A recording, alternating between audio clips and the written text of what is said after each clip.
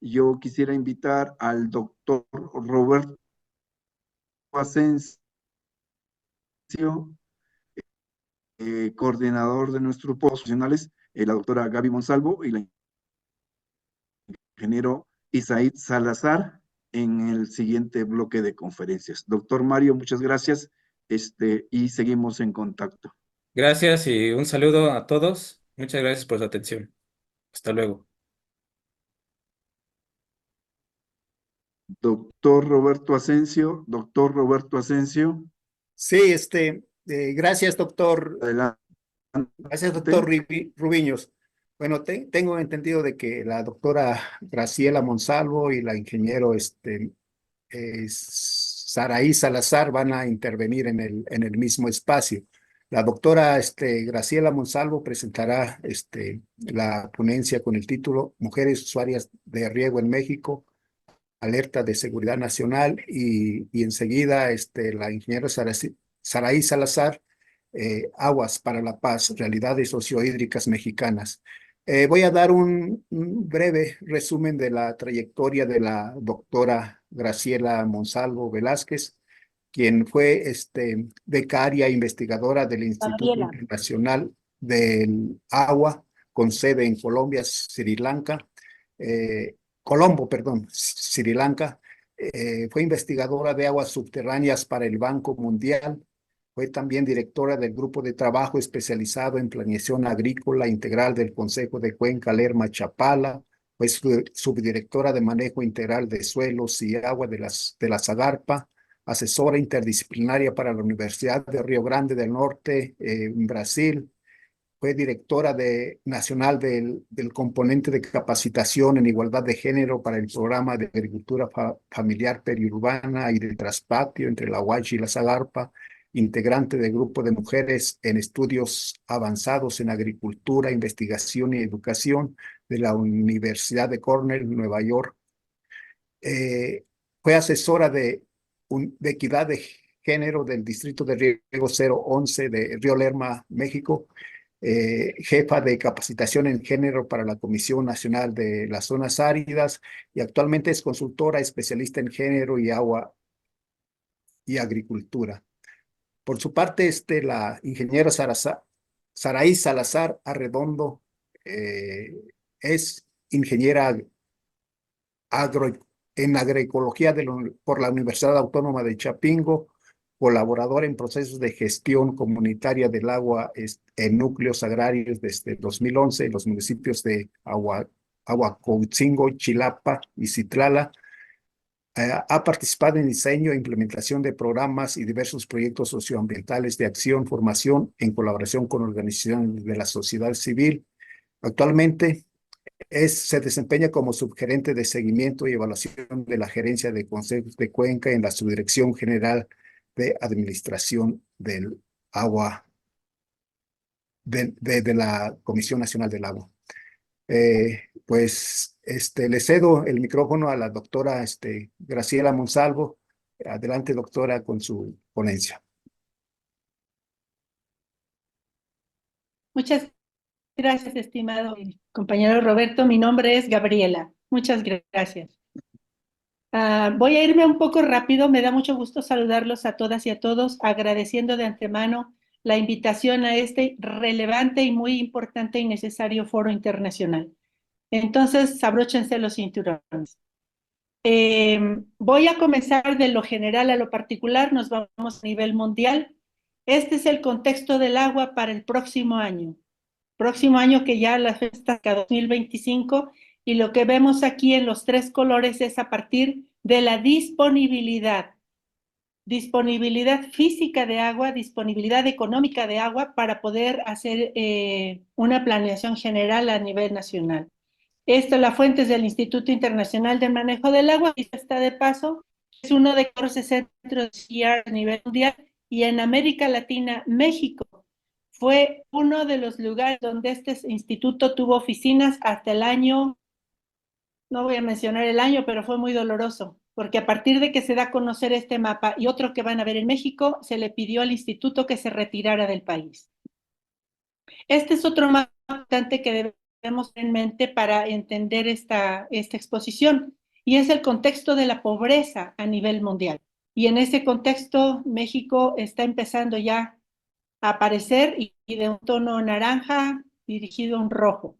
Por otro lado, en el 2010, el Centro Internacional de Mejoramiento de Maíz y Trigo menciona que de los 3 cultivos principales a nivel mundial, que es el maíz, el trigo y el arroz, el maíz es uno de los que van a ser punteros a nivel mundial, desplazando a los otros 2, por un lado en función de su resistencia para poder desarrollarse, y por otro lado por la demanda de agua que este tiene.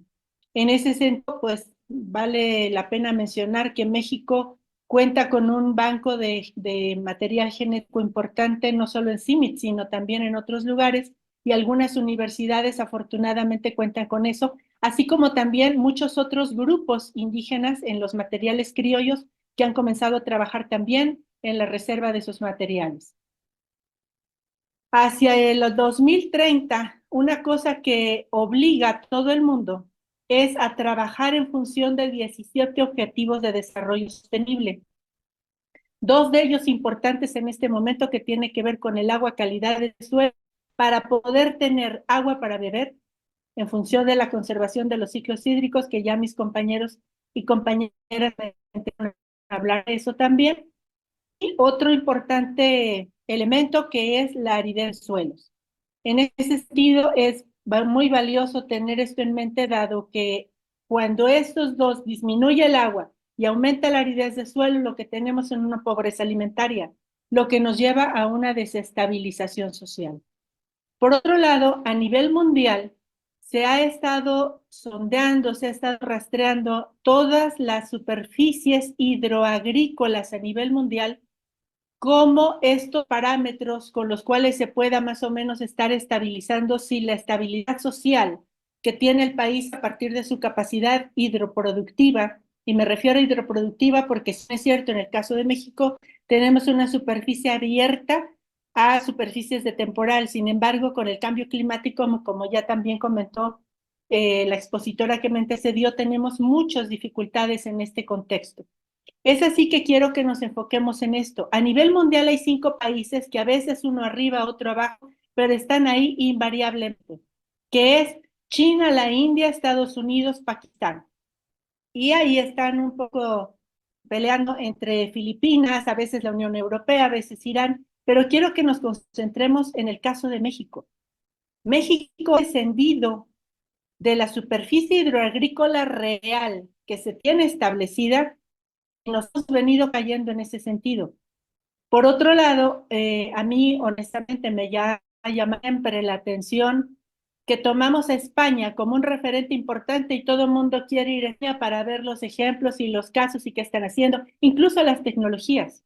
Sin embargo, quiero que ubiquen en este mapa, en esta tabla, el caso número 13 de España. Y España invariablemente ha estado derrumbándose en sus cifras de superficie abierta a la agricultura a nivel mundial. Y observemos más abajo, en el lugar 19, que en el caso de 2003 comenzó Brasil, y para el caso de 2017 llegó a tener ya a ocupar el lugar número 11, y en los últimos años ha estado subiendo. Quizá van a decir, bueno, y esa tabla la elaboré yo en algún tiempo de estar trabajando, haciendo una estancia de investigación, consultando, les soy honesta, las bases de la CIA, porque otra información fuerte, importante, relevante, es muy difícil conseguirlo, y más en una tabla como esta. Por otro lado, en cuanto al calentamiento global, el impacto lamentablemente muy fuerte que tendremos para el año 2080 es que México estará produciendo menos 25.7% de los alimentos que producimos hoy. Y esto va a ser precisamente debido a cambio climático. Este es el mapa del cual yo les hablaba. Para el año 2025, lamentablemente, la dificultad de la disponibilidad de agua en muchos de los estados de la República Mexicana, incluyendo muchos municipios, estará en riesgo. Por otro lado, de acuerdo a las estadísticas de la FAO, el porcentaje de mujeres activas en agricultura, México comenzó con porcentajes, estos estamos hablando en números generales, en el contexto de las tablas biológicas, global. Y de acuerdo a esta información, nos menciona que en México está descendiendo el número de mujeres que están participando en agricultura. Y se quedó ahí. Me gustaría mucho saber cuáles son las cifras que ahorita estamos reportando como nación en estas grandes estadísticas globales. Sin embargo, es de llamar la atención esta cifra. Por otro lado, y la colaboración de mi compañera y su servidora, agradezco al RAC que nos hizo llegar esta información y quiero que se centren, por favor, en los totales. Tenemos aquí hombres y mujeres en esta tabla desglosada, pero tenemos aquí cuántas pocas mujeres, de acuerdo a estas tablas, tenemos, independientemente del tipo de producción o de posesionarios comuneros y ejidatarios que tenemos en esta tabla, contra el número total de varones. Veamos en el caso de los comisariados ejidales o bienes comunales y en los consejos de vigilancia de los cargos de autoridad que se tienen en estas instancias. Y el porcentaje es lo mismo, si no es que peor un poco. Para la toma de decisiones vemos que los porcentajes son incluso en los órganos más grandes, que son los presidentes de comisariados ejidales, de bienes comunales, incluso a veces en pequeña propiedad las delegadas, que en el caso de la producción hidroagrícola en distritos y módulos de riego es escaso el número. En ese sentido, si vamos a revisar el total de población en México, de acuerdo a los últimos conteos de población y vivienda, nos hablan de que el número de mujeres en México ha rebasado ya el 50%, lo que nos habla de que este porcentaje, así como lo vemos aquí, debería de estarse repitiendo exactamente igual en absolutamente todos los sectores productivos del país. Sin embargo, esto no es así. Cuando encontramos esta diferencia, a eso nos referimos cuando hablamos de brechas de género.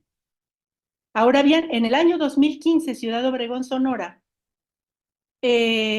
nos dan a conocer esta cifra el entonces presidente de la Unión Nacional de Usuarios de Riego, que la mitad de los usuarios de módulos de riego son mujeres, 2015. Entonces, habría que repensar a partir de estos datos duros y cifras, qué es lo que está pasando y cuáles son los retos hacia dónde vamos.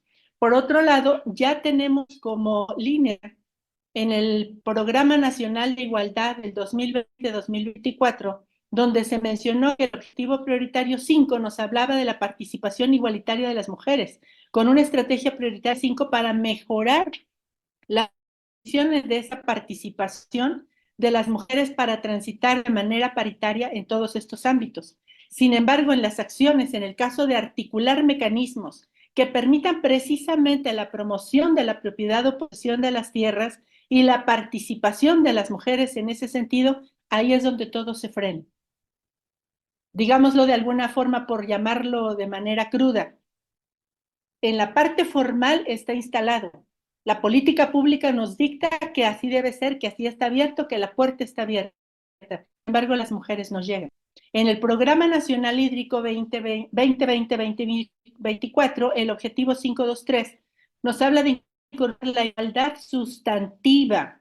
¿A qué se refiere esta palabra sustantiva? Que es de hecho y de derecho. Por lo tanto, si vamos a incorporar esa igualdad que sea de hecho de las mujeres y hombres, así como la representación de grupos vulnerables, consejos de cuenca en México, deberían de estar así, ese porcentaje que yo les mostré de total de población, así deberían de estar entonces representados las mujeres a ese poco más del 50%.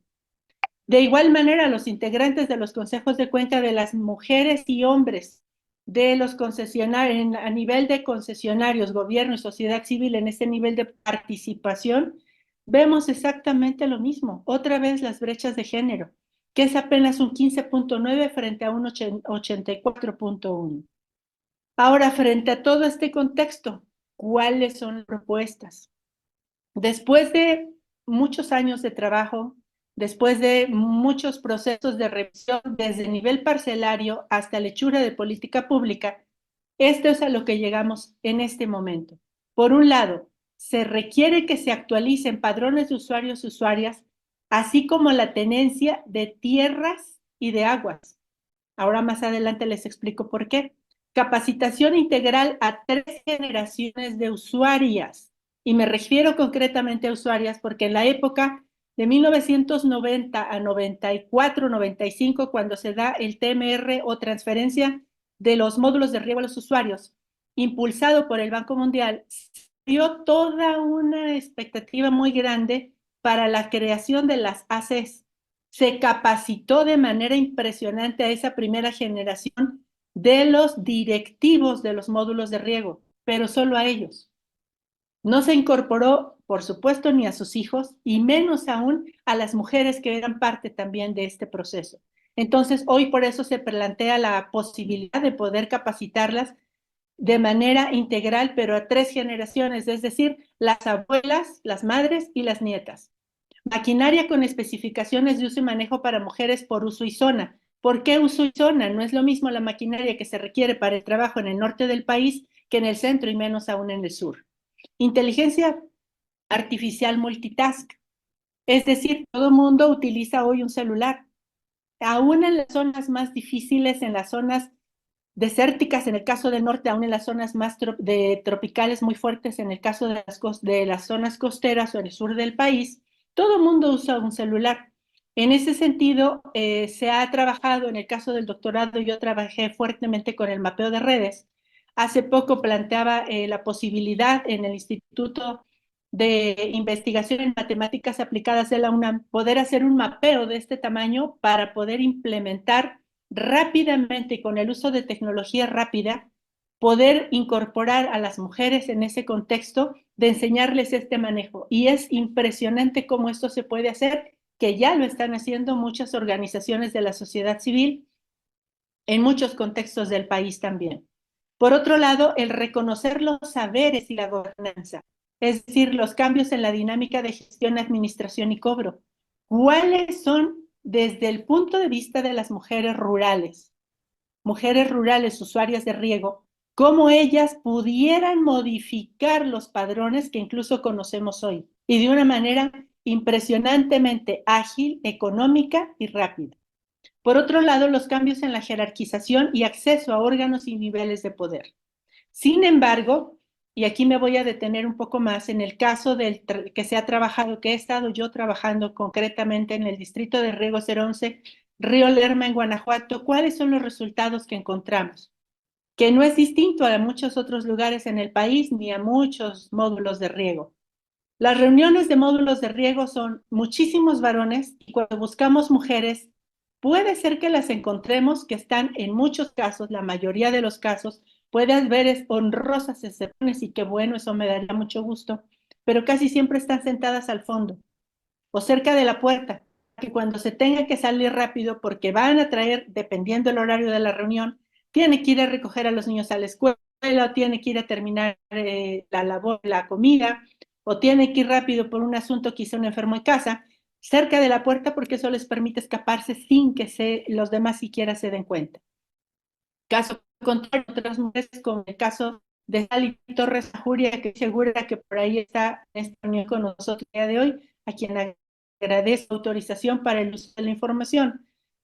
Mujeres como ella, muchas que lograron incluso la representación a nivel nacional y sin embargo son seriamente cuestionadas. Y aquí me voy a permitir leer este extracto de una entrevista a profundidad que apliqué con ella. Dice, en plena misa, cuando me acerqué a comulgar, el padre me negó la comunión. Imagínense esto. Llorando le pedí me explicara por qué me hizo esa grosería y solo me dijo, eres un mal ejemplo para las mujeres en los ejidos. Eres divorciada, corriste a tu marido, tratas a los hombres de manera pública en el módulo de riego, viajas tú sola, tienes puros trabajadores en su rancho y encima te va bien.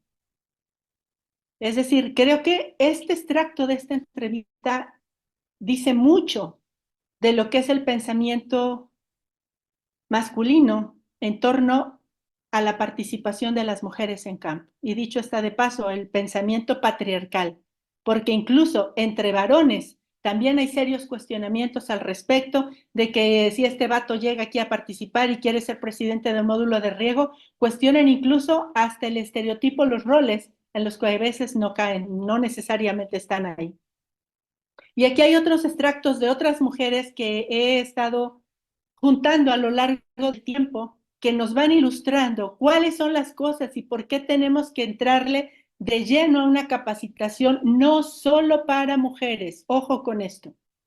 El hecho de que hablemos de mujeres no significa que son población aparte, no. Y aquí sí quiero, y creo que muchas de las compañeras coincidirán conmigo, no vamos solas. Necesitamos trabajo conjunto, hombres y mujeres, donde juntos podamos construir de alguna forma que frene de una manera tajante la violencia, especialmente la violencia en campo, como aquí muchas de estas frases lo están mencionando, desde un jefe de canaleros que le pide a una mujer que camine frente de él sobre el canal que están revisando, pero eso era para verle las piernas. Otros que limpiaran el dren porque si no los iban a empezar a cuestionar a las mujeres. Es decir, muchos detalles que si nosotros hiciéramos un análisis profundo de esto, no hay mucho tiempo, pero aquí están los datos, las pistas de por dónde tendremos que empezar a cambiar una reingeniería profunda, de un bisturí profundo, a lo que implica la política hídrica y la participación social, si es que realmente queremos la participación sustantiva de las mujeres en ese contexto. Ahora bien, esto nos dará idea de cuál es la situación, aunque es un diagnóstico para un módulo de riego, el módulo 5 Cortázar en el DR011. Este es un ejemplo muy claro también que se puede estar repitiendo en muchos módulos de riego y también unidades de riego. Y aquí voy a hacer un paréntesis rápido. Si bien es cierto, las unidades de riego urbanas se han considerado como el pequeño riego en México, de pequeño no tiene nada. Hay muchas unidades de riego que incluso son más grandes que un módulo de riego. Entonces, creo que hasta esta nomenclatura de glosario tendríamos que comenzar a empezar a rediseñar cuál es hoy la nueva cara de la producción hidroagrícola en México. Este solamente es una imagen que les comparto. Estas dos columnas de hombres y mujeres yo la incorporé porque quería saber cuántos hombres y mujeres habían en el módulo de riego. El resto de datos no nos dicen en términos sociales, no mucho o casi nada. Solamente nombres, solamente el canal en el cual se encuentran, a la altura del canal principal o laterales donde se encuentran, y por supuesto si hay pozos, si son de gravedad, si son particulares o oficiales. Para muestra un caso. Módulo de riego 5 Cortázar. ¿Qué tenemos? Usuarios cansados, enfermos, endeudados, con una renovación pidiendo a una nueva generación a gritos, donde lamentablemente los hijos quieren hacer todo y se van a la maquila textil, se van de taxistas, se van de servicios, pero a la agricultura no quieren. Usuarios preocupados heredando pedazos de su tierra. Ante esto que tenemos la oportunidad de conservar su patrimonio. Pero también tenemos mujeres sin preparación en la toma de decisiones, mujeres sin fuerza ni poder ante los otros para esa toma de decisiones y mujeres violentadas en todos los contextos, donde violencia no solo son los golpes, violencias hay 5 tipos de violencia y entre ese contexto encontramos cuál es el contexto en el cual ellas se encuentran. Por esa razón, la propuesta principal aquí arranca desde una capacitación integral con perspectiva de género para mujeres en todo el distrito de riego, que está en proceso la gestión, y agradezco también al señor Agustín Robles Montenegro la paciencia, el tiempo, pero también la sensibilidad para escuchar y conocer del tema. Por otro lado, las necesidades que se identifican. Por un lado, actualizar padrones de usuarios de riego. Hay padrones de usuarios que tienen ahí incorporados difuntos, porque los padrones de usuarios tienen más de 30 años. Echémosle cuenta. ¿Cuándo fue que se instaló la transferencia del manejo de riego en México? Ese es el año, esos son los años que ya tienen los padrones de usuarios de riego. Por otro lado, el mapeo de redes, que yo insisto, este mapeo de redes es sumamente estratégico y necesario. Y por otro lado, el establecimiento de alianzas, el I+D investigación más desarrollo con universidades y organizaciones. Actualmente, junio de 2021, este es el mapa que se tenía aún con el padrón de usuarios antiguo. 69% varones, 31% mujeres. ¿Cuáles son los hechos? Aquí yo solo menciono esperanza de vida en Guanajuato, pero esto si lo revisamos de esperanza de vida a nivel nacional e incluso a nivel mundial, veríamos que muchos usuarios, cuando yo les presenté esto en una reunión, fue muy curioso porque uno a otro volteaban a verse como diciendo, ay caray, o sea, ¿cuántos años tienen? ¿Qué edad promedio tienen los usuarios de riego hoy? En todos los módulos, en todos los distritos, incluso los directivos e incluso en todas las instituciones. Por lo tanto, de esta edad promedio, ¿cómo se verá esto a una hora quienes están en el contexto de las secuelas por el coronavirus? ¿Qué calidad de vida? De aquí que los retos para el año 30 son, por un lado, prepararse para la cuarta revolución industrial, que ya amablemente antes del receso nos antecedieron con este tema también. Poca o nula gente para trabajar en campo, por lo tanto, todo lo que implica la, la conducción autómata en muchos contextos se va a tener que incorporar.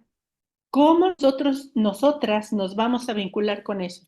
Por otro lado, la 3R, reordenamiento territorial, que esto viene aparejado con el cambio de uso de suelo y cambio de uso de agua, reutilización de aguas, redimensionamiento de superficies hidroagrícolas, que esto no es nuevo, esto ya se ha venido dando de muchas maneras y sin embargo, esto tiene que ir de la mano con la política pública hidroagrícola con igualdad e inclusión de género.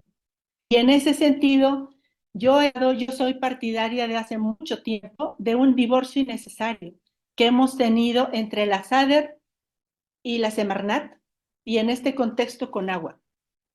La resignificación de riego, la SADER, y riego con agua, cuando en realidad es una sola la meta que tenemos, y esa meta es una meta presidencial, por lo tanto, tendríamos que empezar a ser más honestos en esa función de esfuerzos, en esa función de financiamientos, pero también en comenzar a ver cómo y de qué otra manera los saberes locales comunitarios están haciendo maravillas en ese contexto con la gobernanza. La incorporación de mujeres y jóvenes profesionistas con sensibilidad de género y experiencia en procesos socioambientales. Supongo que ustedes han oído hablar de la famosa paridad de género, que las mujeres tienen que estar presentes en distintos órganos y niveles de tomas de decisiones. Las mujeres que sabemos de perspectiva de género, y agradezco también porque seguramente estoy segura que están presentes mis compañeras de la red Las Constitucionales en México, una red nacional, no es suficiente que llegue una mujer. Necesitamos obligadamente que sepa y se sensibilice de lo que implica la perspectiva de género. De lo contrario, va a replicar, y si no es que va a ser mucho más dura, esa mujer replicando con un sistema patriarcal que se vuelven en esos roles que todo el tiempo nos han hecho tanto daño, se va a volver replicadora de eso. Cuidado. Abrir espacios donde antes los hombres estaban ausentes. Maquinaria.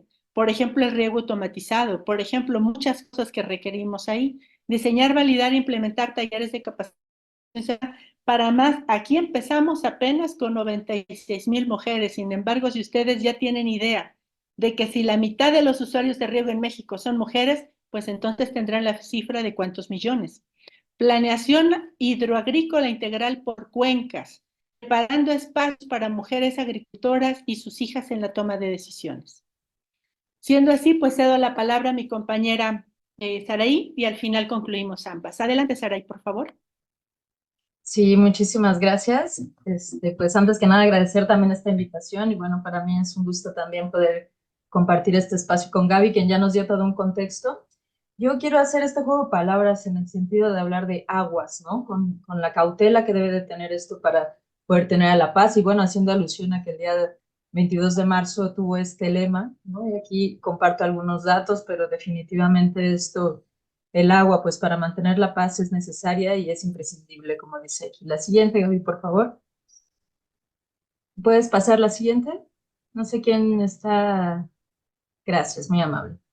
En la mañana escuchaba un compañero, me parece que de Perú, después vino otra exposición también de alguien de aquí, de la misma Conagua, de la GACIR, en donde hablábamos de la prelación de usos, ¿no? Yo me permití poder tener esta presentación para quienes no conozcan más o menos cómo es que la Ley de Aguas Nacionales nos está dando los usos y sobre todo cómo en los datos que se tienen para el 2020-2024 en el Programa Nacional Hídrico, pues destacan, ¿no?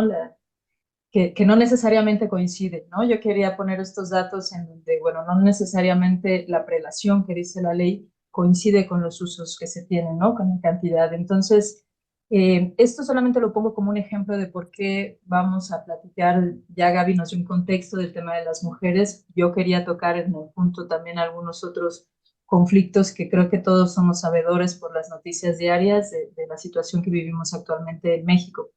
La siguiente, por favor. Y bueno, en ese sentido, quiero compartir con ustedes un poco estos conflictos que se dan también entre la ciudad y el campo en esta prelación de usos. Y este es un pequeño mapa de algunos municipios y ejidos con los que he colaborado en el estado de Michoacán y que forman parte del sistema Cutzamala, pero que en este caso estamos viendo la presa del Bosque. Y en esta situación creo que queremos poner pues en el centro también la manera en cómo estos conflictos que se van dando y que no solamente involucran a los usos, pero sí involucran también el reconocer los modos propios de vida de diferentes, en las zonas rurales en donde trabajamos, también el conocimiento que se tiene ahí, las experiencias y capacidades locales, y cómo hay un vínculo siempre. No solo es el agua que está en conflicto, que pone en conflicto, ¿no? Ciudades, o que pone en conflicto los diferentes usos, sino también que debemos de verlo de una manera más allá. Yo aquí pongo la exportación del agua en forma de alimentos, que no solo ocurre entre estados o entre municipios, sino como sabemos también entre países, y por ello la importancia de tener esos diálogos transfronterizos, perdón. Y bueno, también de qué manera los riesgos que hay, ¿no? Cuando decimos mejorar la productividad o la tecnificación hidroagrícola, pues nos damos cuenta en campo que también existen otro tipo de conflictos, ¿no? En este caso particular de Michoacán, ubicamos pues en equipo con diferentes colegas de aquí de la institución también, pues la presencia de grupos delictivos que no permiten a veces que estas tecnificaciones se lleven a cabo o que se pueda mantener este diálogo interinstitucional también transdisciplinario con los sectores agrícolas, y también pues alguna participación muy acotada de los usuarios, ¿no? Dentro de los programas, dentro de las participaciones activas en la construcción, a veces incluso de la infraestructura. La siguiente, por favor. También en este caso, pues yo quiero compartir una experiencia personal en donde en la búsqueda también de mecanismos institucionalizados de la participación ciudadana, pues existen ejemplos que nos ponen los mismos pueblos, los mismos ejidos, los núcleos agrarios. Aquí les estoy poniendo el caso de una comunidad, de varias comunidades, ¿no? En el estado de Guerrero, en donde a partir de acuerdos intercomunitarios lograron recuperar el agua para uso doméstico, lograron recuperar agua también y mejoras en parcelas, ¿no? Tecnificación no solamente para riego, sino también tecnificación para mejorar el suelo, para conservar el agua, ¿no? En parcelas de temporal. Una de las propuestas que vamos viendo dentro de estos es que estas funciones de concertación y coordinación que como gobiernos debemos de tener y que pueden fortalecer también la gobernanza, pues pueden inspirarse en ejemplos que existen también en nuestro país y que son viables, ¿no? Que saben resolver conflictos y que también son zonas de, como sabemos, el estado de Guerrero, particularmente esta región de la montaña, pues sí tiene una situación delictiva muy conflictiva, que el agua también está en el centro y sin embargo nos ponen ejemplos de este nivel, ¿no? La siguiente, por favor. Y bueno, pues esto es algo real. Yo aquí les comparto imágenes de mi día a día, a veces aquí en la Conagua, y los colegas que estén por acá no me dejarán mentir de la situación que se vive, ¿no? O sea, sin agua no hay paz, hay conflictos, y creemos que hay algunos principios también para poder enfrentar estas crisis, ¿no? Que es una realidad que vivimos día a día. Y en primer lugar, pues determinar el interés público, y no en balde también quiero mencionar algo que se me pasó poner aquí, pero recientemente en mayo del año pasado hubo una reforma en la ley de aguas también para priorizar el consumo humano y doméstico, que sabemos que en la crisis actual, como yo lo mencioné anteriormente, pues también es un conflicto con el sector hidroagrícola al que nos debemos muchos de nosotros por nuestra profesión. Entonces, en ese sentido, pues sí valdría mencionar que, viendo más allá de todos los intereses que pueda haber a corto plazo, poner al centro y considerar a la mayoría ya que todos valoramos el agua, ya que para todos es importante, pero sí se requieren algunas propuestas estratégicas en leyes, proyectos, ya lo comentaba también Gaby, para garantizar que esta participación, que además sea libre e informada, que pueda tener decisiones de gobernanza también para toda la población, pues se ponga al centro, ¿no? Obviamente no dejar de documentar también y de denunciar cuando haya violaciones, coadyuvando también al mejor desempeño de las instituciones que nos dedicamos a trabajar también sobre estos conflictos. La siguiente, por favor. Bueno, y finalmente, pues aquí tenemos a una mujer regadora, ¿verdad?, que nos inspira también en este tema que con Gabriela pues logramos conjuntar y logramos también tomar el consenso en este diálogo para poder impulsar esta coordinación interinstitucional, ¿no? Poder rediseñar algunas políticas públicas. Consideramos también que deben de tener partidas específicas a algunos programas que se vinculen sobre todo al sector rural, a las mujeres, y también a estos grupos vulnerables que no necesariamente son atendidos tan fácilmente, ¿no? Por ejemplo, en el caso del agua doméstica o del agua de consumo humano, no siempre hay acuerdos con el municipio, quien es quien debe ejecutar por orden y mandato constitucional, y sin embargo, pues a veces a nivel comunitario hay más conflicto que cercanía o consenso. Es algo a lo que le llamamos la gobernanza incluyente también, ¿no? Es un concepto de un mecanismo de acción en torno al agua que puede ser muy funcional si logramos también disminuir estas brechas de desigualdad, ¿no? En donde también ya comentábamos el tema agrario en particular para las mujeres, pues los derechos a las mujeres en los núcleos agrarios no siempre tienen, y no solo en la titularidad, sino también en la participación activa dentro de la representación agraria. Bueno, los análisis con perspectiva de género creo que deben estar a todos los niveles, ¿no? Incluyendo pues estos temas de investigación, de incidencia, de la acción participativa que podemos generar en todas las líneas que se puedan trabajar alrededor del agua.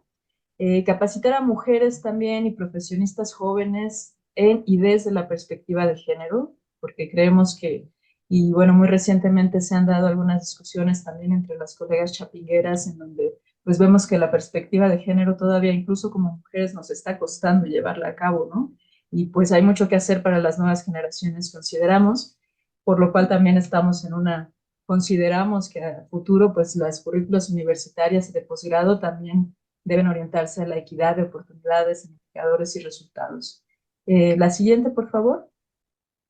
Queremos ir concluyendo también con algunas reflexiones pues de mujeres y de algunas otras pues experiencias que hemos tenido en el camino, ¿no? No se trata solo de promover tecnologías, y eso creo que en el caso de la infraestructura hidroagrícola nos debe quedar también muy claro, ¿no? Sino de animar estos procesos de construcción, co-construcción también ciudadana, ¿no? En donde podamos estar colaborando.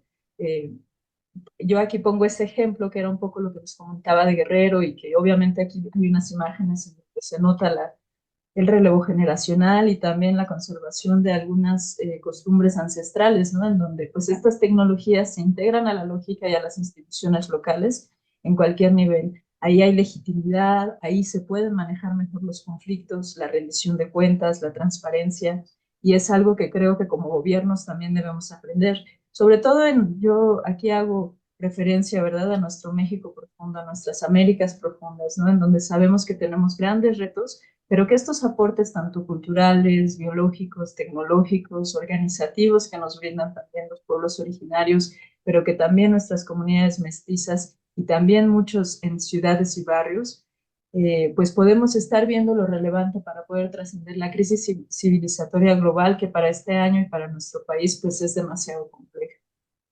Y bueno, con la siguiente, Gaby, me parece que podríamos concluir. Si quieres también dar alguna palabra aquí de cierre. Esa, por favor, gracias. Claro, por supuesto. En esto, quizá en algunos contextos, el hecho de que las mujeres lleguen, algunas veces he escuchado a algunos agricultores decir, nos sentimos incómodos con ustedes aquí. Sin embargo, también he escuchado muchos otros que son padres, que son abuelos, que son hermanos. Están tratando desesperadamente de ver cómo poder impulsarnos, cómo poder ayudar en ese contexto. Y en ese sentido, eso es lo que anima, eso es lo que nos da mucha certidumbre de que de una u otra manera hacia allá vamos. siempre y cuando los contextos o las cosas estén en paz. Y tal y como dice una de las doctoras líder en estas cuestiones de pensamiento feminista en México, la doctora María Lagarde, voy a leerlo: nosotras no luchamos contra la violencia, sino que trabajamos por la paz. De violencia hemos sufrido demasiado, y se habla ya de la violencia hidroagrícola, y creo que más bien tendríamos que estar viendo cómo trabajando juntos podemos salir y salir de manera exitosa, trabajando todo ese contexto.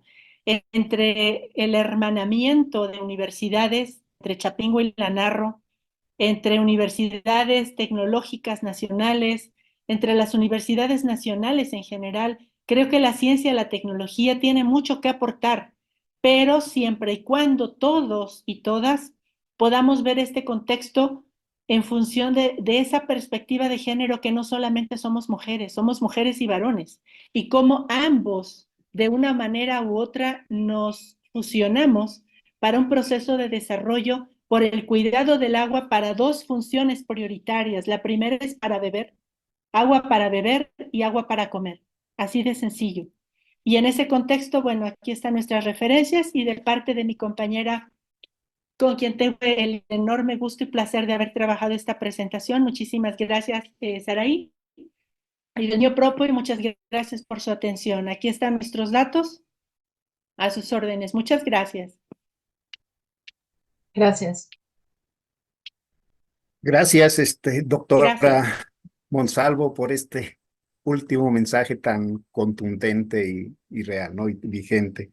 Gracias, ingeniera Saraí, por su presentación, y pues con un tema tan vigente que pues es la participación de la mujer en la agricultura, y todo lo que se tienen que enfrentar, que se requiere pues ahí un empoderamiento de las mujeres para hacer una participación más activa, como menciona, una participación sustantiva, sobre todo en los órganos de decisión en las que pueden aportar mucho.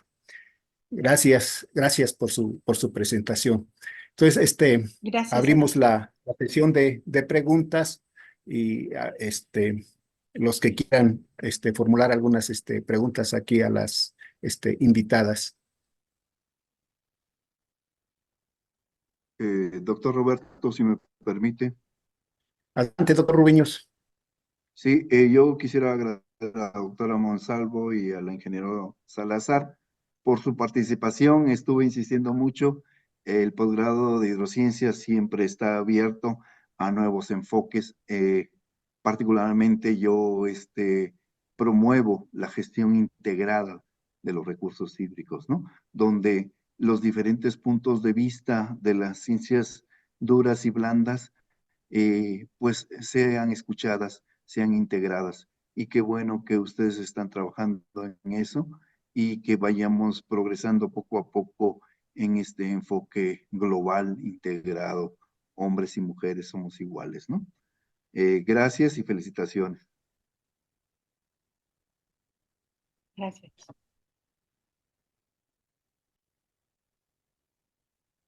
¿Alguien más que desee participar, a dar una opinión sobre la presentación? ¿Me permites, Roberto? Doctor Adelante, maestra Maru. Maru. Sí, adelante. Bueno, primeramente, una felicitación a las compañeras, a las doctoras, a Saraí y a Gabriela Monsalvo, por su exposición. Y me da mucho gusto observar y escuchar que en esta plática se definían los conceptos claros y tácitos para que pudiéramos entender todos el lenguaje inclusivo de las mujeres al trabajo de la investigación y el trabajo del riego, en este caso en el área de riego.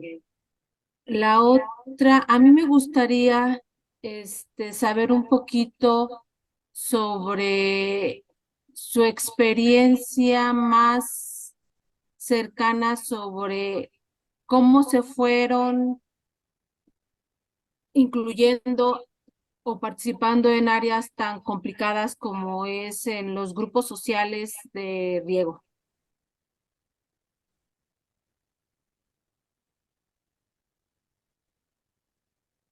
Saraí, ¿quieres comenzar tú?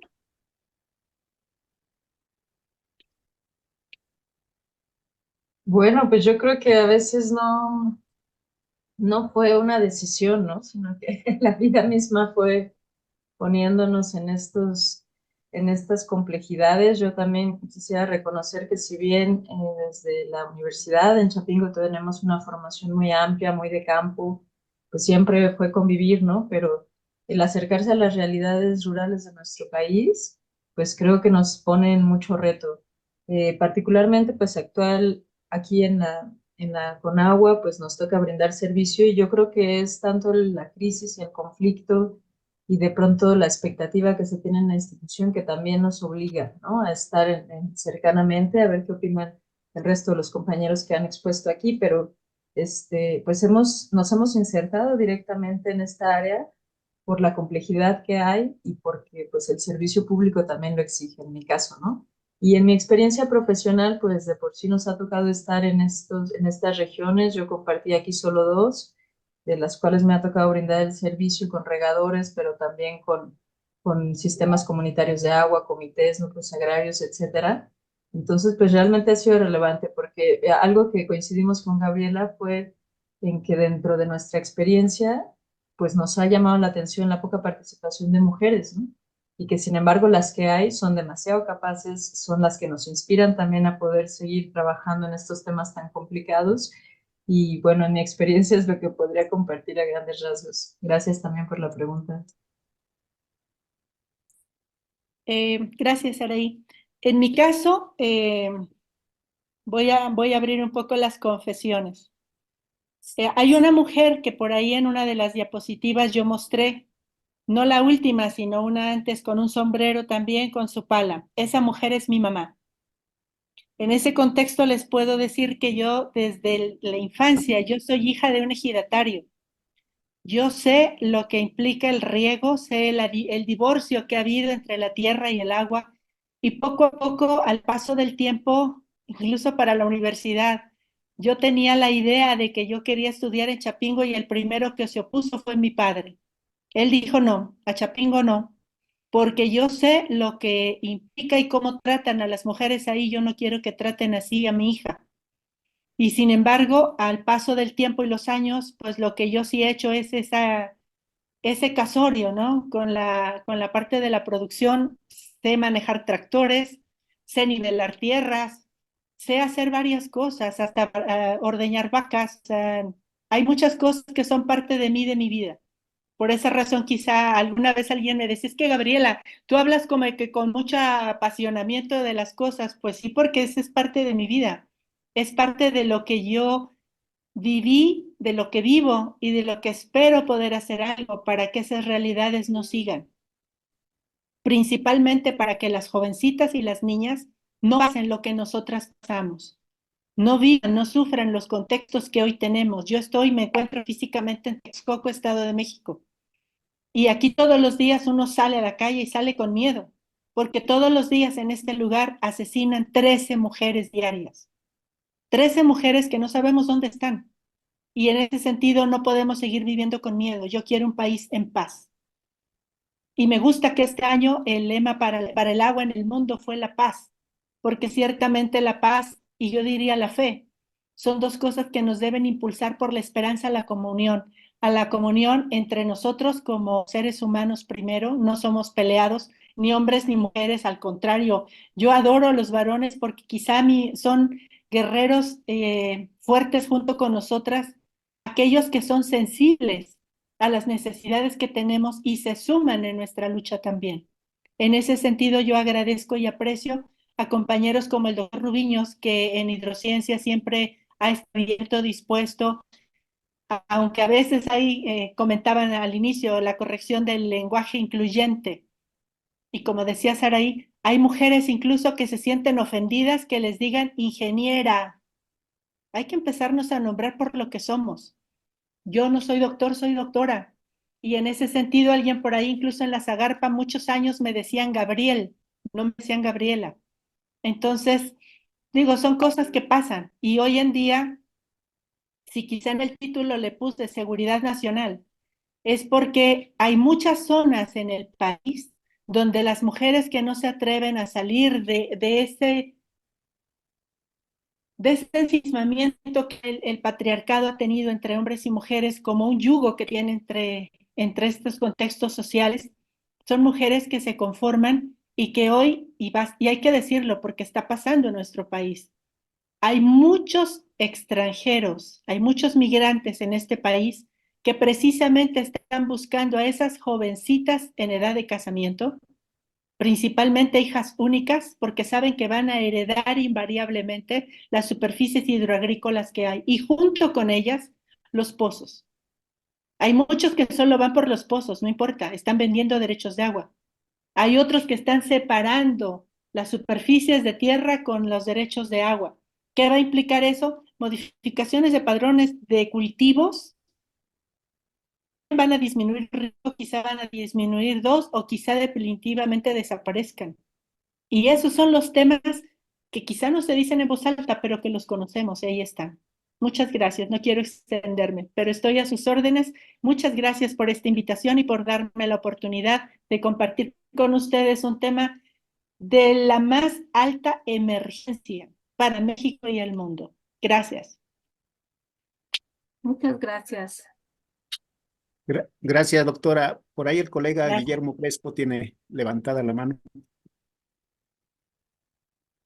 Sí, buenas tardes. Primero, felicitar a las expositoras, pero hay un comentario de la usuario Mari Bustos. Si le puedes dar la palabra, y si no quiere, pues yo podría leer el comentario.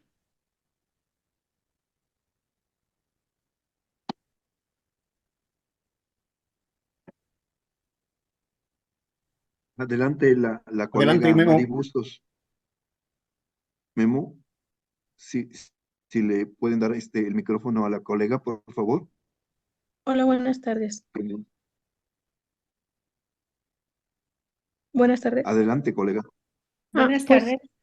en efecto hacía un poco a grandes rasgos el comentario que manejaba en el grupo del cual mencionaba. Bueno, primero que nada, igualmente hacer un gran reconocimiento a sus ponencias que se han llevado a cabo.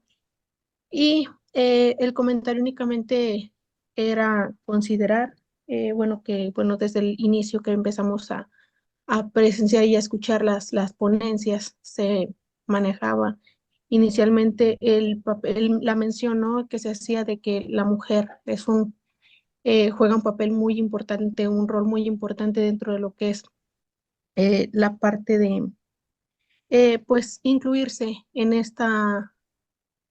la participación dentro de gestionar, de cuidar, el prever incluso, ¿no?, cualquier situación acerca del recurso hídrico. Y bueno, solamente era mi comentario. Creo que no sé si estén algunos colegas de acuerdo, pero creo que es uno de los puntos o principios también que es muy importante a considerar, la mujer dentro del papel de como incursionista, ¿no? Incluso pensando un poco en esta parte, bueno, yo igual provengo de una localidad donde todavía pues se maneja mm, esta situación donde, bueno, los eh, comités de agua en las localidades todavía son principalmente eh, pues llevados a cabo por el, el género masculino, por decirlo así. Y pues creo que es algo que de cierta manera sería muy bueno también que las mujeres participaran, dado que yo, al menos en lo que respecta a mi experiencia y el conocimiento que tengo, los comités, al menos en la parte donde yo este, radicaba, pues todavía los comités eran mayormente llevados, como comentaba, por los hombres, ¿no? Donde no dejan participar a las mujeres porque consideran que pues una mujer no tiene como que la suficiente capacidad para llevar una batuta tan grande, lo que podrían considerar. Entonces, platicándolo desde rasgos muy amplios, con tanto con mi familia, a veces con doctores, maestros que me han formado, hacía un poco de mención de, bueno, esta parte. Y bueno, creo que las mujeres desde pequeñas, nuestras mamás, nos han inculcado, y creo que esto lo llevamos desde inicios, ¿no? Desde que la mujer empieza a gestionar el recurso hídrico desde la parte del hogar, donde iniciamos nosotras con el acarreo principalmente del recurso del agua, ¿no? Donde nosotros nos damos cuenta qué es cuánta cantidad se necesita para cada actividad que llevamos a cabo. Es únicamente mi comentario y bueno, muchas gracias por la palabra. Sí, gracias. Gracias. Temas muy importantes, muy interesantes. Lamentablemente el tiempo es siempre lo que nos hace correr un poquito. Sí, Bien, pues, agrade- doctor Roberto, Sí, adelante. pues agradecer la colaboración, la participación de la doctora Monsalvo, de la ingeniera Saraí, por este tema tan sensible y que nos hace ver cómo está esta situación en nuestro país. Gracias, doctora, gracias, ingeniera, por su participación. A ustedes, muchas gracias. Gracias.